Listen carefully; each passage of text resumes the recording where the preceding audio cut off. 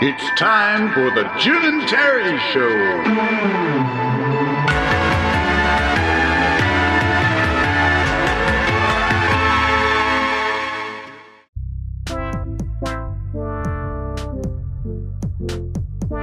Jim and Terry Show, back at you from the Hobbit Hole Studio in downtown Bobcaygeon and the comfy couch in Pefferlaw, Ontario, Canada. remaining safely leaf social blanket. distance. Oh, you got your Maple Leaf blankie. Oh, no, we're not recording this, so I won't ask you to raise the flag and show the Maple Leaf logo. But that does, the Maple Leaf logo takes me to something I sent you about Indigenous art and the Toronto Maple Leafs. Yeah, that was interesting stuff, eh? Yes, I thought it was a nice little tribute. And little because I think the jerseys were not worn during the game. They were just worn during the warm-up, so everybody got them, and there were photo ops and what have you. And I think they were passed on to the Marlies for their warm-ups and their game as well. But what a tribute to have these things hand-beaded, hand-stitched.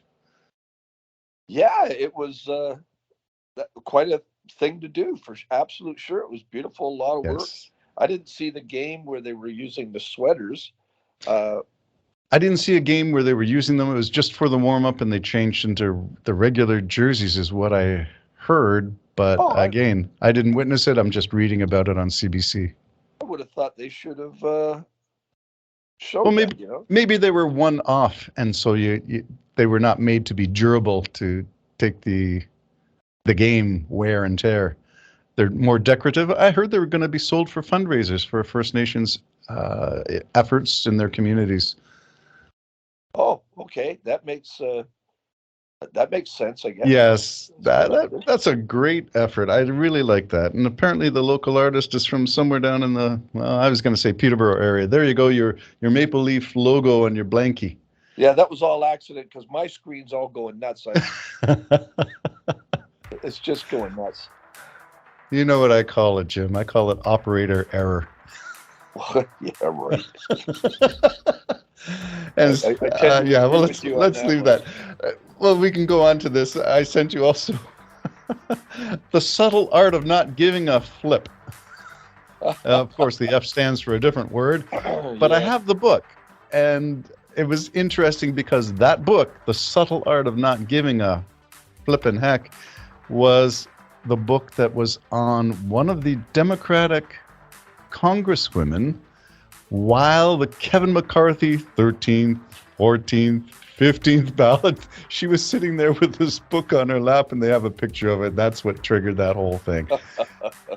So there you go. The book is a good read. It's talking about the importance of limiting what you really are caring about and what's important and what's not, and sorting it all out in those two baskets of your life. What's important? What should I be spending time and energy on? And what should I not? Subtle Art of Not Giving a Flip. And it's going to be a movie. So I'm looking forward to that. I saw the trailer. I think the movie's already out. Yes, I think it may be. It's. Yeah. I just saw the trailer, and that's why I sent you that thing, because I had the book a couple of years ago, and it's been sitting around. I read it once. I was thinking, well, since she's reading it, and I forget who the congresswoman was, but I'm thinking it was Katie Porter. It's either Katie Porter or Zoe Lofgren. I'm not sure. Both women I respect on the Democratic side. Anyway, I'm hoping that the movie will do it all justice. So there you go. The book, the movie, life, sorting it all out, what's important and what's not. So let's segue there and ask you the question, because this goes back to the writing of the blog about your music. What are the things, if you could say important things, list them, give me a couple, 1 to 5, 1 to 3. What are some important things? And then the second part of that is, what have you learned to let go of? Oh, well, important things, I guess, would be my faith and junk like that, stuff like that. Family's important to me. But some of the things that I've let go of, not trying to, not fretting. I'm trying to do this more than I do it. Trying to not fret over things that I really don't believe I have any way to change it.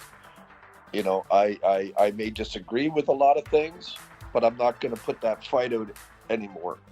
So you're learning to apply, is it the words of St. Francis of Assisi that give me the grace to understand the things that I can change and the wisdom to know what I can't? That's a paraphrase. Yeah, that kind of thing. And so I've kind of, I don't have to win the argument anymore, I guess is what it is, you know? Yes. Especially if I'm learning to discern more about when to just not give an F.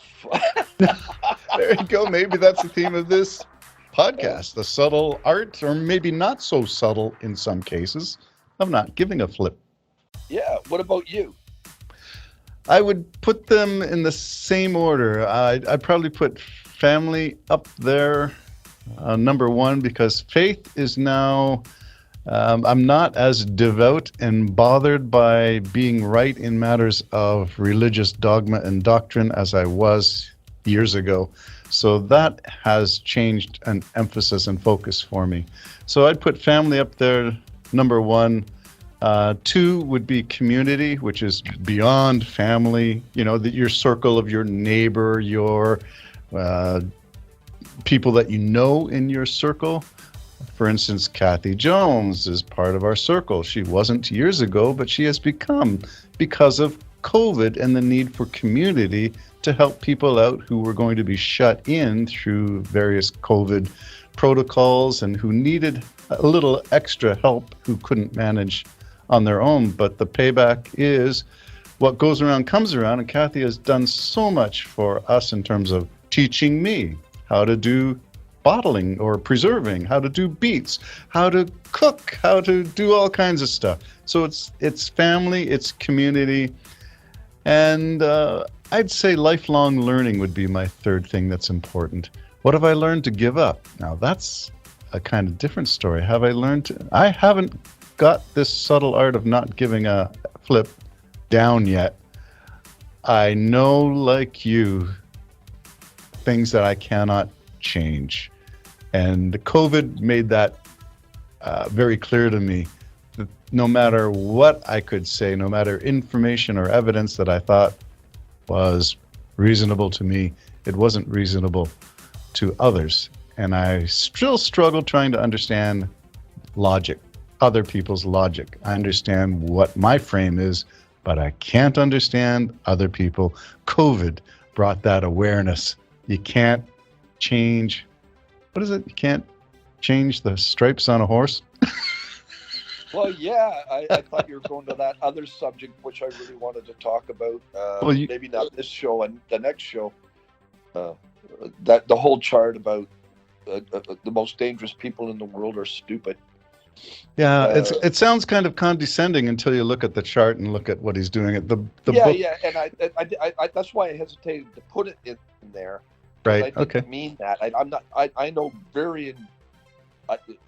and you know what I'm talking about. Yep. Stupid doesn't mean not intelligent. No. And I don't mean that about the other listeners to this show if they disagree with us. Honest to God, I don't know why I even brought it up. Sorry. Well, we'll get to that next podcast, maybe. Okay, so let's continue on. Things that we learned to give away. This is sort of on the theme of New Year's. It's a fresh start. It's 2023. What have we learned to let go of? Things that we struggled with in 2022 or prior, and maybe we've learned to reframe and put in a different context. What are the things that we could give up? I think you're right about abandoning the subtle art of political persuasion. Yeah. I think see, with me, I try to remember, for me, there's things that are really important. One of the reasons I did my CD the way it is people say, why do you do that? Well, this is my way of, if I really believe what I believe, this is my way of promoting not what I believe, but what I think is needed in the world. So I like to try to think and remember that I'm a sort of a spiritual citizen of another royal house. And so I try to let go of the fact that I'm going to have conflict in the physical world. That was so complicated. Sorry about that to the listeners. And how about you? Let's go to Terry. Terry's got it down better than me. Um, I would like to know where you were going with that one because you kind of lost me in the drift. Yeah, well, I I didn't want to get all religious. That's all. I didn't, I don't want to bore people You are a religious person, with my so it's religiosity. Well, when you're born again, for instance, you're born in, you receive the Spirit of God and the kingdom of God has basically come upon you or within you. Now we're waiting for the fulfillment of that kingdom, but at the same time, we're supposed to live, and I fail at this way too much. We were supposed to live as if we're within that kingdom. And I have a king, his name's Jesus. That's my king.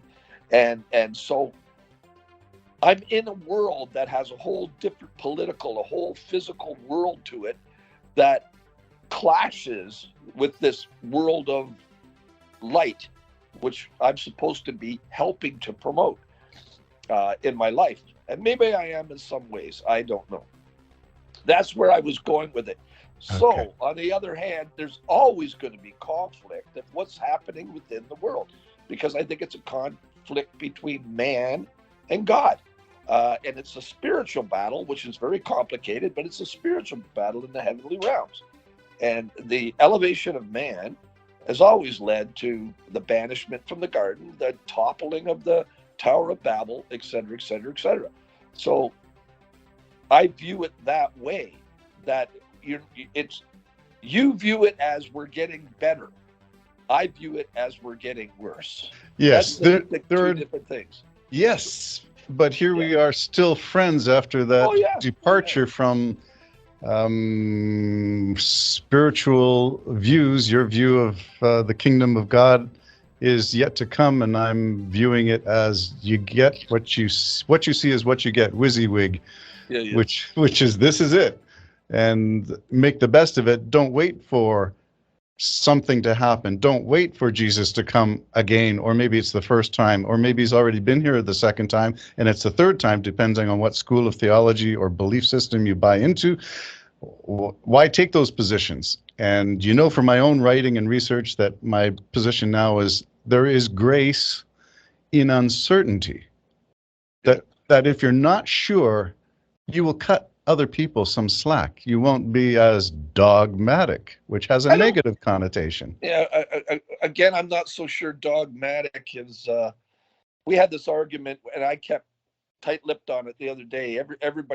Absolutely everybody turned on Christianity. Is this one of your fireplace chats? Yeah, and everybody turned on Christianity. I made the choice of just shut up, because I thought they're just going to condemn themselves if they just keep blaspheming God all the more. I would only be, in that way, I was just throwing my pearls before swine. They would just trample me, and they would condemn themselves with their own words, which I believe they're going to have to answer to someday. But one of the arguments was how there was only one person in that room that was a Christian that, they tolerate me, I'm their friend, but they liked that person's form of Christianity, because that person's form of Christianity was do whatever you want, doesn't matter. And my form of Christianity is, if what I'm believing is right, a whole lot of people have got a real bad future coming. And so I want to try to help people not go to that hell. I want them to be able to be with God. He's made arrangements for that. All you got to do is listen to it, make your decision. Now, once you listen to it, which everybody in that room I think everybody in that room probably never has read the Bible ever, or really sat down with me and said, okay, tell me about this. Tell me about it. Nobody. All they know is I'm that pompous guy who believes that they're going to hell if they don't accept Jesus Christ. Yeah, I don't know if they would say that you're that pompous guy. That's fairly judgmental. Do you think they're that judgmental with you? I disagree with you, but I'm not going to judge you on it. That's your belief. Yeah, I guess it depends on how many drinks they had. Okay. Or what their guilt package is. Yes, I would sometimes not. There's guilt packages. Sometimes there's a past that has caused them to hate Christians. You know what I mean? It's just they've got a past. I think they've misinterpreted some of their relatives, that kind of thing, who really just want them to hear the gospel, and they don't want to hear it. So if you don't want to hear it, how will they know? And so that's the dilemma for someone like me. I would like Yeah. you to know, because I think you're really in for a rude awakening. You know, and I'm not happy about that rude awakening. I'd rather you have a wonderful awakening. Do you think people who don't believe as you believe can still be happy in their lives, or do they Oh, have to all be miserable people? listen, some of the happiest people I know are atheists who completely don't believe in God. They also have some of the most collective together households I've ever seen. But the priorities are different than what my priorities would be. Hmm. But they have wonderful. I can't point to them and say what rotten people. No, they're involved in the community. They're involved in Hmm. personal growth. They're involved in raising their families. They're involved in all of that stuff. They're great parents. They're great everything. So if you looked So at two households, a believer and a non-believing household, you may not be able to tell the difference. yeah, absolutely. Yeah, So when does the difference start to show? I think If that it's not behaviorally observable, if you cannot tell by looking at the outside, what is the measure of whether you have a reality in that faith or not? well, with me, there was a change when I accepted Christ. There was a change. People could see it. What's with you? What's going on? You could see that change that happened to me. It was something I didn't act on or try to do. It just happened. Was this like non-smoker to, I mean, smoker to non-smoker, alcohol to non-alcohol? What was your transformation? My transformation was just what was my continence. I just looked different, and that led to a couple of people getting saved and baptized and everything. I mean, my own drummer, when I came to work that day, and I've told the story where people are bored of it, but I walked in that door not expecting anything, and the first person I walked to was the drummer in my band. He says, "What's with you?" I said, "I got saved last night." His next words were, "How do I get saved?" That's how much of a difference there was in receiving the Spirit of God. And part of receiving it was admitting I am a sinner, I have fallen short, and I need someone to pay the price for my sin. And Jesus said, "I'll do it. I'll pay the price." And he did, Son of God. Anyways, that's my belief, you understand. Yes, And yes. and so what is a man to gain if he gains the whole world and loses his soul? And there's a lot of people, I believe, that gain the whole world, but they lost their soul. It's just my belief, and I can't do it. I can't beat people over the Mm-hmm. head, and I'm not going to defriend people that don't see it my way. You know what I mean? So isn't it funny that you can be friends still with people who do not believe exactly as you believe, and yet your belief is expressed in the song "Go to Hell"? Yeah, yeah. Well, yeah. It's funny because I mean, my neighbor refers to me as pastor, Yes. and somebody he was talking to on the phone, and I was there, heard him say pastor, and he goes, "Okay, when this guy comes to like Mexico, am I going to have to kneel and bow down to him or something, or what do I have to do?" Obviously, they're not religious at all, Right. and I could hear them, and I said, "No, I'm just, I'll tip a few back with you. Don't you worry." I said, "The reason Al calls me a pastor is because I'm a religious man, Yes. and but I like Al referring to me as his pastor. I like that. Some people may not, but that is a nickname I don't mind, and it comes out natural. That's how he refers to me, as Pastor Sampson or Pastor Jim. But we're friends. You know what I mean? Hmm. Yeah. Hmm. So I guess the reason I'm saying that is because the reason he calls me pastor is because I am a little bit different than the other people that he associates with. You know what I mean? And so Yes. it's just, where are you going? I'm going to church. Oh, you have to do that? No, I don't have to do it. I actually want to do it, that kind of thing. And so out of that, we stayed friends, and we are friends. And he refers to me as pastor, Hmm. and, Have you and ever that's thought of because being a? I'm a Christian, and I like that. Now he's seen you do things like drink, Yes, and he's that's seen me do a usually lot of not things. associated with the lifestyle of a devout person. Yeah, well, it's it's. I'm not going to defend what I do perceivably wrong, because I do think it's perceivably wrong. I'm not going to defend that. I try to be cautious and watch different things. I told the pastor I'm going to Mexico. I said, "Listen, there's going to be all kinds of temptation and stuff there. I said, I know my neighbor wants me to bring some CDs because he likes my CDs. So he may end up playing it in this group of pagans. And I said to Pastor, I want to be ready if I'm called upon to give a reason for being a Christian or for the joy I have, that kind of thing. So I don't go running and hiding under rocks. You know what I mean? I also know that if I want to be a friend with my neighbor, the way in which his world is, have a drink. That's how you communicate. I would drink for sure if it's going to lead someone to Christ. And I'll tell you, my neighbor probably plays my tape more than my CD more than anybody I know. He genuinely likes it. Yes. And you know my CD's all full of the gospel. Mm-hmm. So something's getting in there. You know what I mean? Mm-hmm. Yeah. So anyways, I don't even know what the answer was supposed to be, Terry. I'm sorry. Oh, we were exploring the belief and non-belief, and my starting point for that was a quote I came across from Gandhi. I like your Christ. Your Christians are so unlike your Christ, which is the judgment upon the behavior, the problems that Christians tend to create. Well-intentioned, but create problems nonetheless.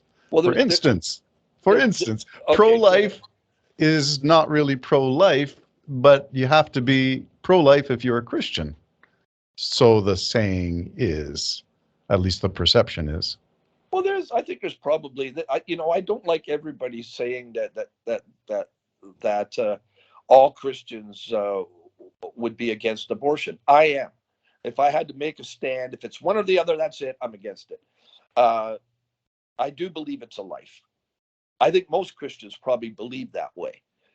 But you'd probably be surprised how many Christians in their lives, maybe before they became Christians, had abortions and all the things that they have to deal with within their life. So we don't, as a devout churchgoer, we don't talk about a lot of the things other people aren't doing. We really don't. You'd be really surprised. Most of our conversation is what we should be doing, Mm-hmm. or what has happened in our week, or why we're grateful to God, or why we thank him and give praises and offerings up to God. That's mostly what we do. We don't condemn the rest of the world. In my experience, Right. That's a little unlike the experience of the Republican Party in the United States at the moment, or conservative parties in Canada, for instance. It's a little different. So full of it, Terry, and that's what makes me one of the things that I don't give an F about. Right? Is I don't necessarily. I've said it 1,000 times, and I'll say it again. I don't believe everybody on Fox believes that are pro parenthood or whatever, or whatever. I believe some of them are against abortion, but they have to, if they want to be a part of that network, toe the line. And I think it's the same in conservatism. Not every one of them is against abortion. You'd probably be blown away at how many probably had abortions. You know what I mean? Like, I'm sick of the bull. You know what I mean? Mm-hmm. Same way as, like, I'm not going to try to make excuses for my faults. I'd rather know that I've got faults I need to work on and go to God and say, help me with this. Don't try to justify it, I guess is what I'm trying to say. When I screw up, I screw up.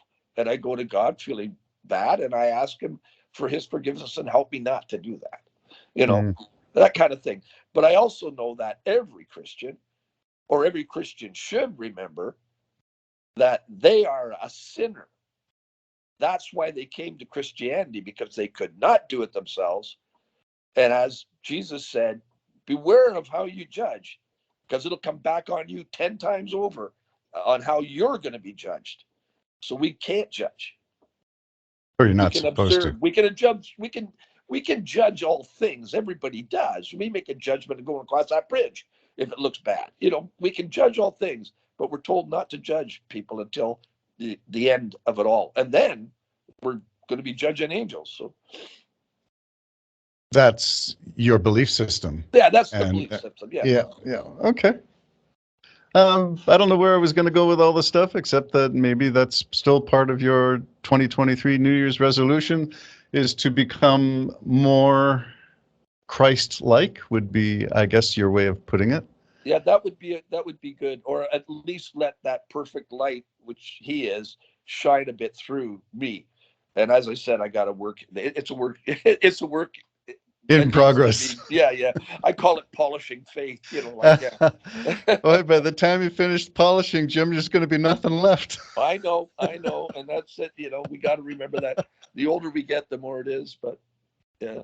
Yeah. Okay. Let's wrap this one up. That was, I guess, all things spiritual in 2023 from Jim, and that will be it. You had the last word.